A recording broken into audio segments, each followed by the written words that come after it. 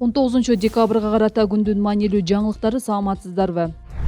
Парламент интернетте жалла жапкандарга айып салган мыйзам долбоорун кабыл алды. Депутаттар Жогорку кеңештин 19 декабрдагы жыйынында ЖМКда жана интернетте жалла жабуу, мазактоо үчүн айып салуу жөнүндө мыйзам долбоорун 3-окууда жактырды. Ага 68 депутат макул, 4 депутат каршы добуш берди. Дастан Бекешев, Сейитбек Атамбаев, Элдар Абакиров жана Жанар Акаев. Ноябрдын аягында парламенттин укук тартиби боюнча комитети мыйзам долбоорунун өзгөртүлгөн вариантын кабыл алган. Эми жалган маалымат тараткан адамдарга 20 000 сом, медиаларга 65 000 сом айып салынат. Буга чейин кайсыл маалыматтын жалаа же мазактоо экенин Маданият министрлиги аныктай турганы айтылса, эми укук коргоо органдары аныктай турган болду. Мыйзам долбоорун Маданият министрлиги сунуштаган, бирок активисттер жана укук коргоо боюнча эл аралык уюмдар ал сөз эркиндигин чектей турганын айтышууда.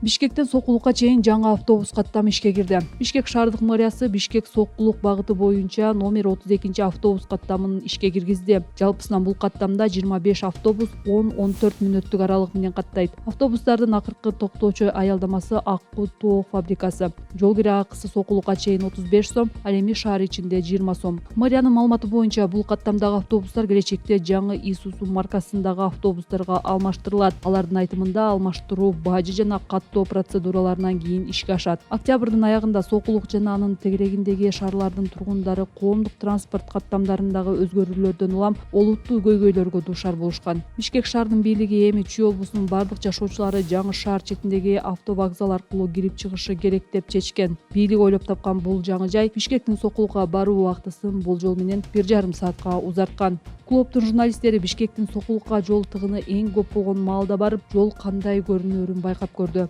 Жолдун узак жана ыңгайсыз экени аныкталды. Кырдаалды түгөнбөгөн тыгындар жана элге толгон автобустар ого бетер оорлотууда.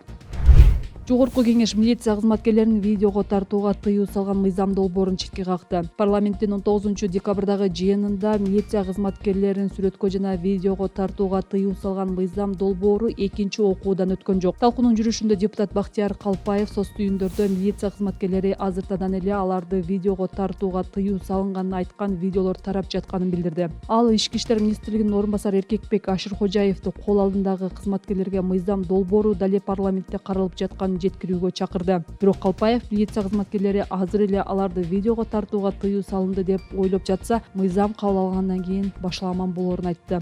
Өмүрзаков эл мындай өзгөртүүлөргө каршы эмес экенин, тескерисинче колдоп жатканын билдирди. Ал кеп милиция кызматкерлери бар видеолорду монтаждап, окуянын маанисин бурмалаган учурлар жөнүндө болуп жатканын билдирди. Документтин авторлорунун пикиринде жарандар соц түйүндөрдө мындай сүрөттөр менен видеолорду милиция кызматкерлеринин кадырын кетирүү максатында таркатып жатышат. Мыйзам долбоорунда укук коргоо кызматкерлеринин кадырын кетирген сүрөт жана видеолорду соц түйүндөргө таркаткандарга 5 000 сом өлчөмүндө айып салуу же 5 суткадан 7 суткага чейин камакка алуу жазасы сунушталууда. Демилгечилер мындан тышкары кылмыш жаза кодексинин бейбаштык беренесине толуктоо киргизүүнү сунуштоодо, анда бийлик өкүлүнө же коомдук тартипти камсыздоо боюнча кызматтык милдетин аткарып жаткан адамга каршылык көрсөткөндөргө 50 000 200 000 сомго чейин айып салуу же 5-7 жылга чейин эркинен ажыраттуу сунушталууда.